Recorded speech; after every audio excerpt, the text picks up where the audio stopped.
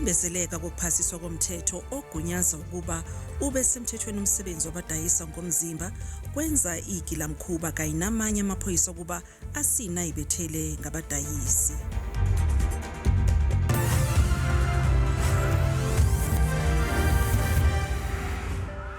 There was a time I was raped by 17 men. Washawa nje ukuthi ukhiphe condom nje uveza nje condom ashayela lokho nje. I was given a deal. The services bafile tsona ko veneng ka momrao. I was bound with shoelaces that I was wearing, and then I was gagged. Different weapons were used. So I got beaten up because my transactions are normally cash-based.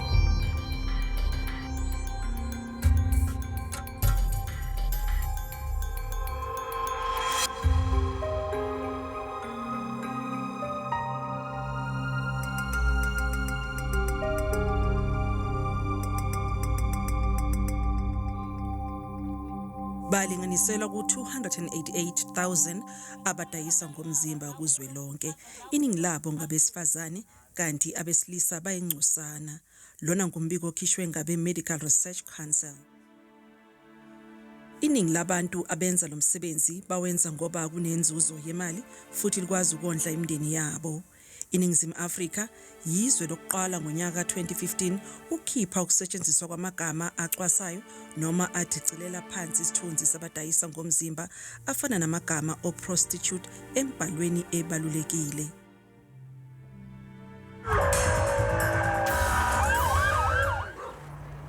Kanti labadayisa ngomzimba bakhala kakhulu ngokungabi semthethweni komsebenzi wabo. Bakhala ngokuhlukunyezwa amaphoyisa kanye nomphakathi.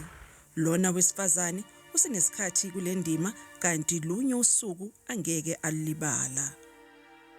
There's a certain night I guess ukuthi my legs couldn't carry me any longer, and then katshwariwa na ka kenya ko veneng, and then maponisa they drove around lena, and then eventually they came to a stop, and then babula mina ko ka momrao where I was in ko veneng banka peke ba batla search peke ka if they honor ntse snacks se ke tshweng ka mo. So now, okay, while it's well busy ka peke o mongwe wa lena o ntse okay ntwe ke etsang ke tla go tronkong se ke tshwariwa na for ntwe ke etsang, which kana go there was nothing in it actually going to starting. So now I was given a deal where it's either it was a Friday and how can you Friday or Monday, and it was just during weekend rent. So I had to make a choice, or it's either until Monday or provide them with services or scot-free. The services which was not even comfortable because now it's that set up. So now imagine you're back on that CPA and then there's that rubbing with sipping. Okay, fine. Off it's and then maybe two again. Okay, same thing happened, and then I get from the driver's window. I can check up back, and then they drove off. I'm in the middle of nowhere. I can go back.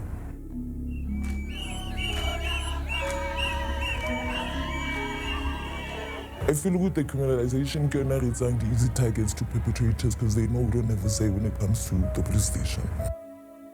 Kuzo zonke izimo adlule kuzo yingani angawuyeki lo msebenzi.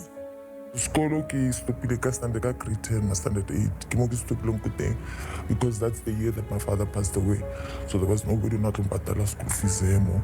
So this is when I had to start investing for myself.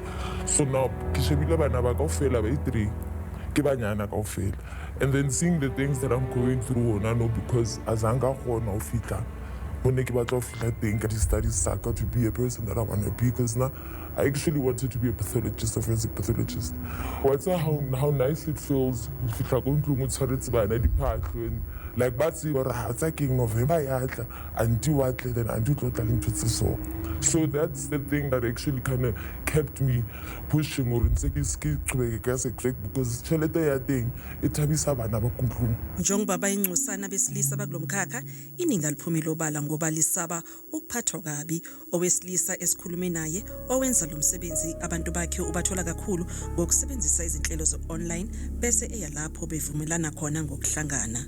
Langalimbe azange kuhambe njengamagama enketli wabhekana nembila ithutha. I thought I was dealing with one human being. But I got there, as I sat, and we were about to start providing services. He stepped out. It wasn't even 2 minutes. When he came back, there was 5 gentlemen in front of me. And these 5 gentlemen now, this wasn't the arrangement. I said I was only providing services to one human being. And then these 5 wanted my phone, and they searched me as I got there without my permission, and then I got tied up. I was bound with the shoelaces that I was wearing, and then I was gagged. Different weapons were used, so I got beaten up because my transactions are normally cash-based, and on this incident, I didn't have any funds in my account. And there's a railway right next to where I was going to render the services. And I vividly remember that it was told to me I would be chopped into small pieces and dumped at the railway. Some things that we've heard in newspapers and articles and stations of how people are murdered. Now they went to my contact lists, and now I was being held ransom. They want funds, and they wanted the money now. So from my employees that I work with, from friends, from family, a ransom was wanted. This is when I now needed to start negotiating for my life. Because as much as people are not cooperating, that they do not have the funds. Now my family is being traumatized. My friends are being traumatized. The last bit I remember before I passed out was it was now the knife, because now they want to stab me. And I'm bleeding. Don't. I will cooperate. And they think it's all a lie. They're getting frustrated, they're not getting funds. So I'm being beaten because they're not getting anything. My phone is also dying. And then after that, one of the individuals who I had now established a relationship with, because they believe in come back, he felt sorry. And there was a bit of remorse. But that's how I was able to escape. On leaving, they left and with my phone in their hand. So I'd already been scarred, beaten, and I was half dressed. And they said, no, leave. And now all the shame and all the trauma I was in, I even passed the police station walking home. Because that's how traumatizing it became. And the flashbacks of now, how do I provide services? Yize sekudlule isikhathi eside avelelwa umshophi, kodwa kwesinye isikhathi kudlala isithombe angasoze aphinde asilibale. The job is risky, and with every client is different. Regular clients, you know that you've established a relationship and a business relationship of how you offer the services. But new clients, I'm very skeptical. I ask for an interview first before I offer services, and I even try and, read through how we are communicating.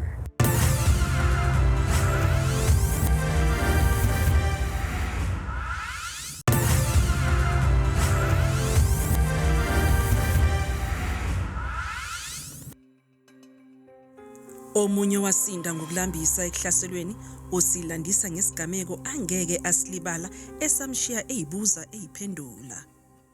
Into engenza ukuthi ngene kulo msebenzi, I think number one nje, unemployment rate in the country is playing its role. Worse now that after COVID, isimo sivele saba worse. But also part of myself, I wanted to be my own boss, because not finding umsebenzi, I realized ukuthi I need to make an income, source of income, because ekhaya ngi-breadwinner, and also I'm a woman, I've got needs. As a sex worker, yiziphi izinto mhlawumbe ongathi wena as a person uke wadlula kuzo? I was almost killed by a client engakaze ngenze business nayo, engakaze ngafisa ukwenza business nayo. engakaze futhi ngayifila nokwenza business nayo. I don't know, sometimes bathi trust your instinct. Bekwenzeka ke kwathola ukuthi angifuni kwenza lutho nalo muntu, angizange nje ngamfila nje, kodwa ebe ngathini ebathini konje bengistoka kusho ukuthi ingendlela lokuthi wacishwa ngibulala ngifuna uqamba manga. There's this project bayibiza say her name whereby balista ama-sex workers that were killed. Nami ngabe ngileso sibalo nje ifuka ukuthi mhlambe idlozi lelo o mandla lawo ngaze ngawathathaphi o umuntu wathuka because bese sengizwa vele nami sengithambela ukufa. Ngeke ngezwa omunye ebesebenzisana naye osemuvile umuvela kwenye province washaba nje ukuthi ukhipha icondom nje uveza nje icondom ashayela lokho nje. Bakhala ngokuvalelwa ngaphandle ekuphasisweni kwemithetho yakuleli. Uhulumeni wethu kuningi akwenzile ukwenza izimo ezithize ukuthi zibe semthethweni, o safe abortion basemthethweni, o same sex marriage basemthethweni, o marijuana laba basemthethweni. Why not i-sex work industry ingayenziwa semthethweni because kuningi okungavikeleka. Ukudayiswa komzimba kuhluke ngeindlela eziningi nengafaki ucansi nje kuphela. Nowadays there's a lot happening. Kunama-slay queen, kunama-passport girls, there's a lot happening. Abantwana bethu abantwana bodade wethu, I think i-peer pressure babona ukuthi manje ngabe ngine-weave 22 inch useyabaleka useyongena ilokhuzana kwi-business which is mncane. Omunye mhlambe kuba useqala ukushaya uphethwe i-stage useqala uyabaleka kubo because nathi sidlule kwi-stage sishayiwe emakhaya ngendaba ye-stage. Isebenzisa kulomkhakha zithi kuningi okuhle ezikwenzela imindeni yazo. I-sex workers zenza izinto ezinhle ezinkulu because esikhathini esiningi abantu babuka the bad side of sex work. Ayikho into enhle bake bayibuka ngo-sex work. Kuna-sex workers ezihambisa abantwana ku-university, kuna-sex workers ezakha ama-mansion house ngemali ye-business, kuna-sex workers eziqala amabhizinisi wabo. Uthola umuntu useyekile usezenzela ibhizinisi ethizeni because bekafuna istart kungendlela eziningi nje. Oseshiye phansi lo msebenzi ngoba ungaphephile usilandisa ngomshophi owamvelela ngesikhathi sawenza lo msebenzi. There was a time I was raped by 17 men. Kwafika umuntu wahamba ngeteksi ayi-1 at that time wacela ukuthi siye in a dark space because akafuna ukushiya imoto yakhe ngaphandle and stuff.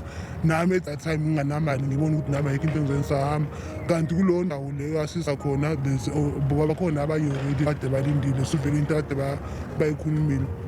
Bangirape. I remember nje like whilst all this was going on, ingqondweni nami thought like I was just praying to uNkulunkulu ukuthi ngicela bangangibulali. And then angisakhumbuli ukuthi because ngakhumbula bona balokhu bakhuluma senze njani yabo like amongst themselves balokhu ba-argue and then ngagcina nje bangiphaphama, there was no one around.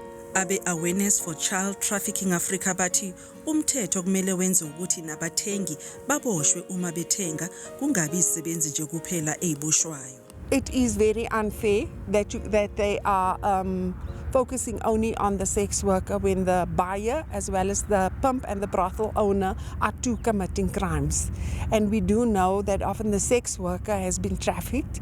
They're not there out of choice. There are those that are there out of choice, but irrespective, it is a desperate situation.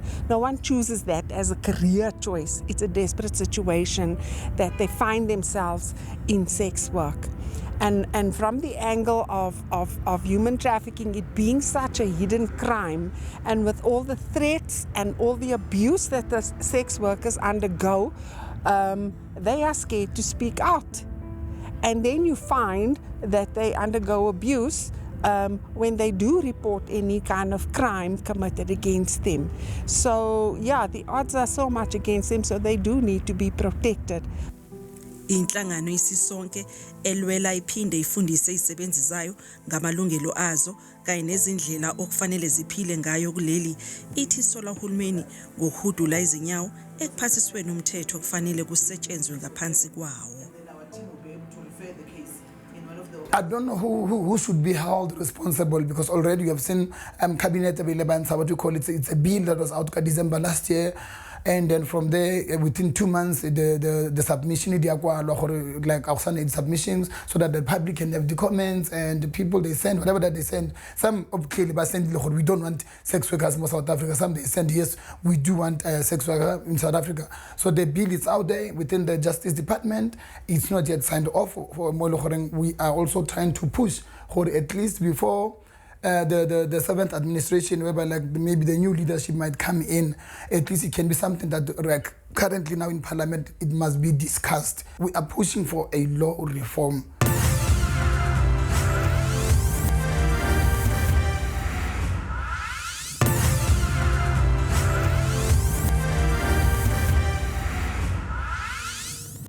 Zonke izinkinga nezinselelo ezibhekane nabathengisi bakulomkhakha zenze ukuba umnyango wamaphoyisa emazingeni aphezulu kuzwelonke ukuba wenze izinhlelo zokufundisa amaphoyisa kanye nabathintekayo lapho kusuke kucobelwana khona ngolwazi ukugwema igigaba zokuhlukunyezwa ngamaphoyisa. Since the inception and the rollout of the DDP program, there has been a positive partnership between the South African Police Service as well as some of the civil society organizations. Amongst them, we've got Sisonke and Sweat that are by and large responsible for the facilitation of sex work session within the program.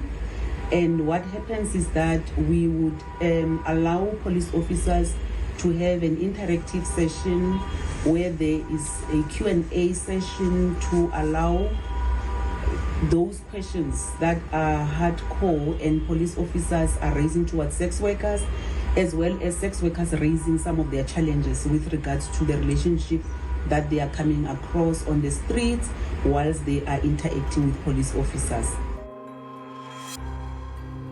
Police officers arresting sex workers and detaining them in the police vans. As you would know that with the issues of detention, it will start even within the context of a police van. And if a sex worker is being placed in a police van without being criminally charged and without being brought to a CSC whereby there will be procedures and proper procedures followed, then these are some of what we deem as challenges that are facing the South African Police Service in view of how police officers are doing their work. Umnyango wezobulungiswa kuzwelonke uyavuma ukuthi sekuthatha isikhathi eside impela ukuba lolu daba luphothulwe ngoba kuneyinselelo ezihambisana nemigomo ekufanele ingashaywa indiva. It's been a complicated, or it still is a complicated issue. There's many different views amongst the people of South Africa. But government's position has been for some time to decriminalize the buying and selling of sex. Just to say that the president had 2 national gender-based violence and femicide summits. Both of them have come out with, which is between government and civil society, calling for the decriminalization of sex work. We produced a bill that's as justice, which was advertised at the end of last year, providing for decriminalization.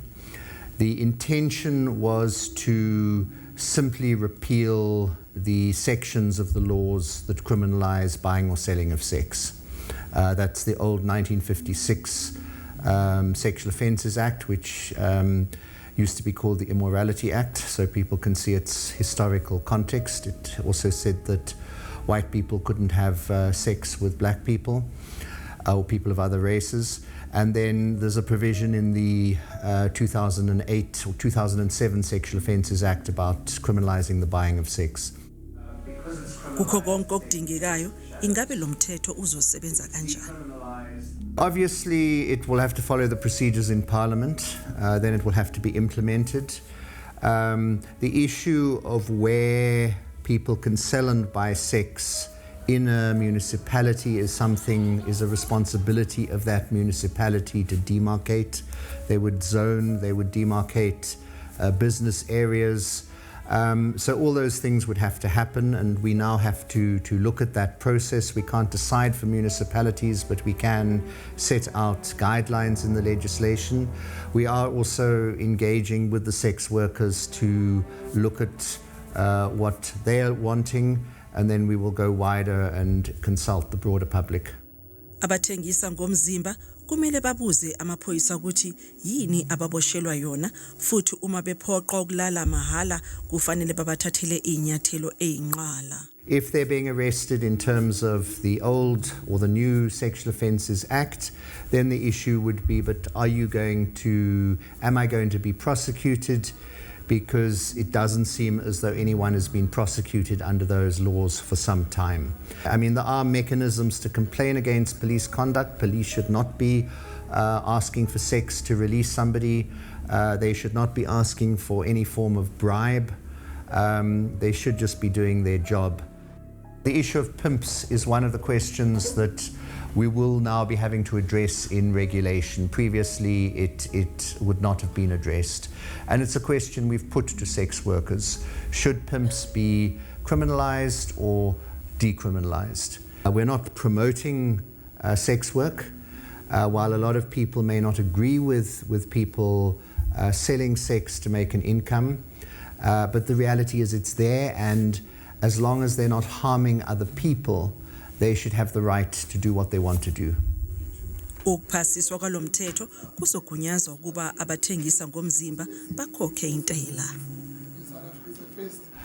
Obviously, anyone earning an income from whatever they're doing, whether they're painting pictures that they sell, whether they're giving massages, or whether they're selling sex, once it's obviously decriminalized, would be liable to pay tax. If they would be expected to register as a taxpayer, would be liable to pay tax if they're earning over a particular amount of money. And that's something that, again, the sex worker sector would need to engage with SARS on as to how that would work. Kaze kothatha isikhathi esingakanani ngaphambi kokuba lolu daba luphasiswe, abasebenzi belokhu bethola ukuhlukunyezwa kanye nokudicilelwa phansi isithunzi.